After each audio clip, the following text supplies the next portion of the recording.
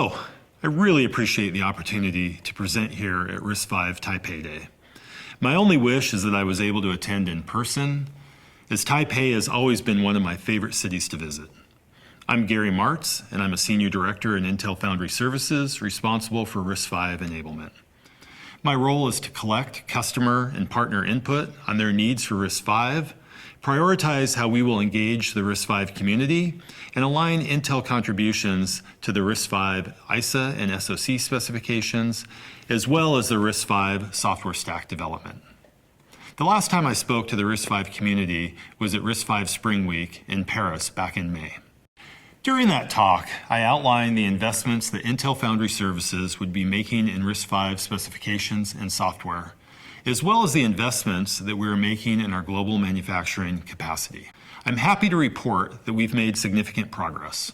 We are continuing to ramp our hardware and software teams. We are providing leadership and roles in the RISC-V community where we can add value. We are continuing to evaluate applicants and make investments with our innovation fund. And we are continuing the development of our Horse Creek software development platform with SiFive. We also continue to help drive the RISC-V commercial market through our partnerships with SiFive, Andes, Esperanto, and Ventana to deliver CPU cores, chiplets, and fully packaged solutions. Even with this extensive investment and a broad base of industry contributions, building an ecosystem for RISC-V will take time and considerable effort.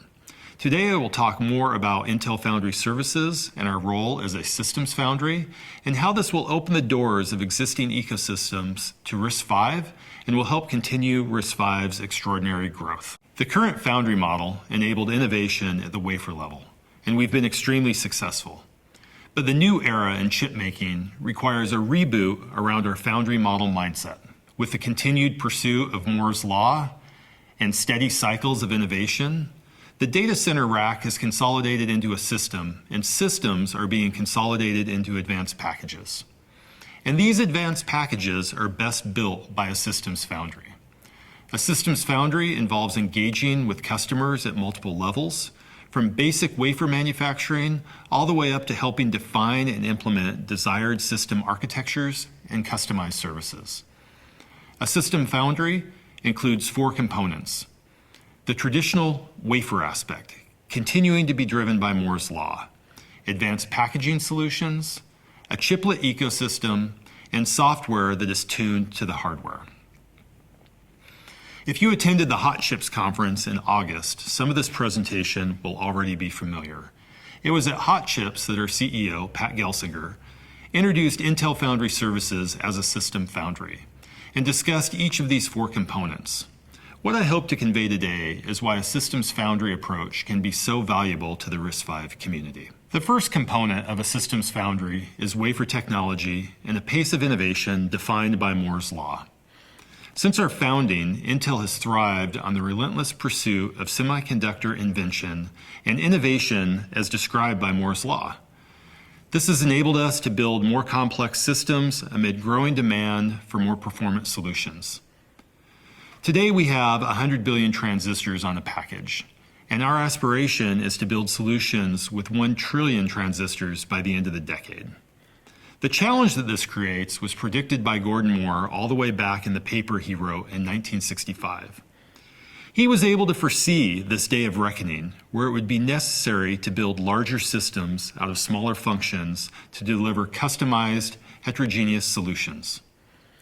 We are moving from the Wayfair era to the systems foundry era, and Gordon understood the importance of packaging to enable this transition, and he said as much. Today, 2D and 3D stacking technologies give architects and designers the tools to further increase the number of transistors per device and will contribute to the scaling needed for Moore's Law. Advanced packaging is one of the driving forces behind our industry's future growth, including the growth of RISC-V. As an example, our embedded multi-die interconnect bridge technology, or EMIB, allows a designer to, paraphrasing Gordon Moore again, cram more components in the package. EMIB also enables the use of silicon from different process nodes and different vendors in the same package, allowing a designer to choose the best process node for that specific IP. Another example is our Foveros technology, which established the industry's first active logic-on-logic silicon stacking capability, creating the ability to add logic transistors in a third dimension. Both of these advanced packaging achievements represent a notable change in how we deliver an increasing number of transistors per package. When used together, these technologies can achieve a level of integration never seen. For example, in our Point Vecchio GPU, we combined 47 active tiles of silicon in a single package, built at multiple fabs on different process nodes. This sets a new benchmark for advanced packaging and provides a roadmap for RISC-V solutions within existing ecosystems. Advanced packaging enables a new solution option and will help drive a chiplet ecosystem. A chiplet ecosystem is the third component of our systems foundry. We are currently working with the industry to create an open chiplet ecosystem. And we envision that this ecosystem of chiplets composed together will be another key component in the continued growth of RISC-V. Earlier this year, Intel joined forces with Advanced Semiconductor Engineering, AMD, ARM, Google Cloud, Meta, Microsoft, Qualcomm, Samsung, and TSMC to launch the Universal Chiplet Interconnect Express Consortium, or UCIe. Just recently, NVIDIA and Alibaba also joined. The UCIe consortium is focused on a single goal: creating an open ecosystem for enabling chiplets designed and manufactured on different process technologies by different vendors to work together when integrated with advanced packaging technologies. Our goal is to help drive a single industry standard, similar to how we led the PCIe disruption of the 1990s. Coupled with what we call our Intel Chiplet Studio Suite, which will support designs leveraging x86, ARM, and RISC-V architectures, we see a sea of solutions customizing platforms for our customers to optimize on what best meets their needs, inclusive of different vendors and different fabs. I told a story during RISC-V Spring Week, and I'll retell it here because it highlights the fourth component of the System Foundry. A little over a decade ago, two Intel executives made a bet, and the loser had to get on stage and read the statement written by the winner. One of our executives led our client hardware team, and the other executive led our software group.